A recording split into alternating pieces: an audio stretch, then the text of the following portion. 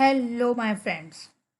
It's time to start with our most extremely important JavaScript array methods. We will see each method in detail here. First method is called map. In this map method, it is mainly used when we need to perform some operation on all array elements or we want to print all the elements. So in that case, we are using map method. Suppose we have been given some data where inside the data we have object with id and name value, and I want to convert all these names to an uppercase. So we will simply use data.map method. Data is the name of your array and map.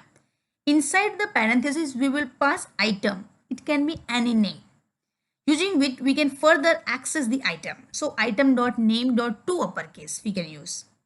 And once we will print all data, we will get all the names in an uppercase. So in this way, map method is used. Once we are done with map method, we can see filter method. When we are talking about filter, the name itself suggests filtered data or the filter record. That means we want to get our data based on certain condition. So suppose I want to get all the IDs or all the records where ID is divisible by 2. So in that case, I can make use of the filter method. Syntax is exactly same as map method. Just we will replace map by filter. So here I will write where all data is equal to data.filter, where data is the name of an array. Then I will write data.filter here any variable using which we can access our data further. Then item.id modulus 2 triple equal to 0. If yes, it is divisible by 2, then return me that data. So all those records which is divisible by 2 will be held inside the all data. And if I will print all data, then I will get id with value 2, id with value 4, and 1 and 7 will not be returned as it is not divisible by 2. Once we are good with filter method, we can go for reduce method. So reduce, it takes an array and reduce it to a single value. So if we need single result, at that time reduce is used. Suppose I have been given an array and I want to calculate the sum of all the array elements.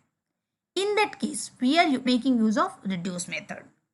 So we will simply write data.reduce. Data is the name of an array. And there we will pass two parameters. Suppose even if we are using any function for computing the result, at that time we need to pass two parameters. One for holding the sum and second is the current item. So the same way we are doing here. We will pass two parameters here and we will return sum of all plus item one by one. And at the end we will get the result.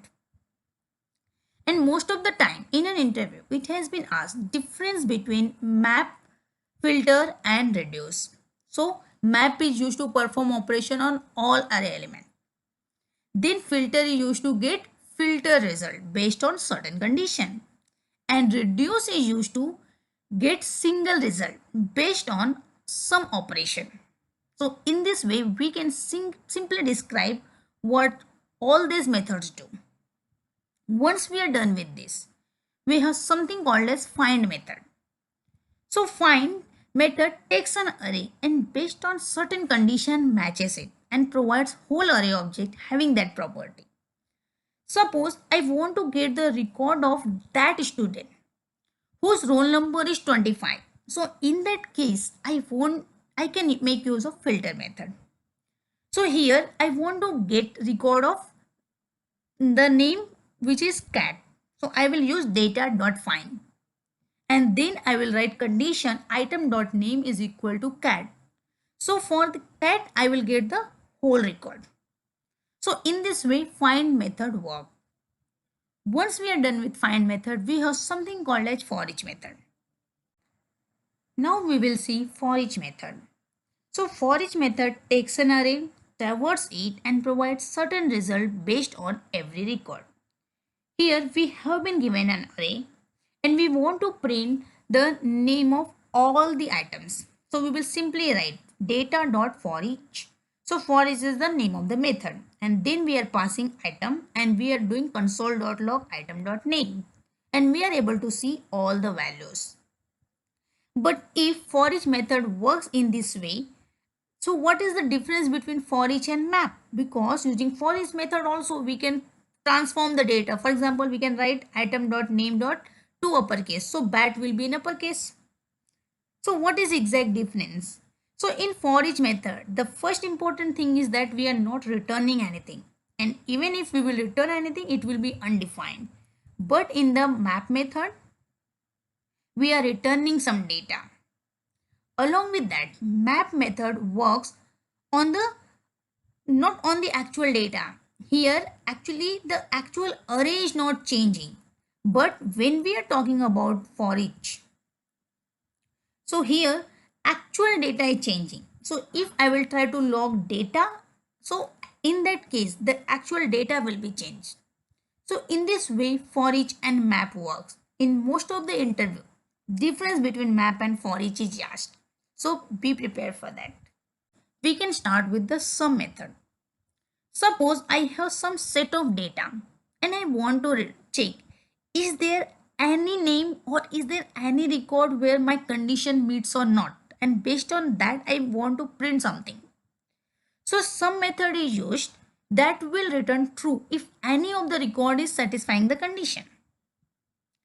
Against with the every method. Every method will return true if each and every record is satisfying that condition, else it will return false. So for example, I just want to check, is there any student in the class who can score more than 90%? If yes, if any of the student existing, then I will print true. But every method will check, is there all the student able to get 90%? So there may be some student who is not able to get. So at that time, every will print false, because every assumes that everyone should satisfy your condition. But some method assumes that if any of the person is satisfying my condition, I am good enough to return true. So in this way, some method works as well as every method works. Then we have something called as include method. Include method is mainly used when we want to return if the value exists also or not inside an array. So at that time we are making use of include method. If value exists, it will return true. If value do not exist, it will return false. Like that it works. And against with this, index of method will give you the index. If it is -1, that means value is not existing. So in this way, we have covered all the array methods very quickly to save your time. But yes, I will provide you notes for this topic and will give you my GitHub link below in the description.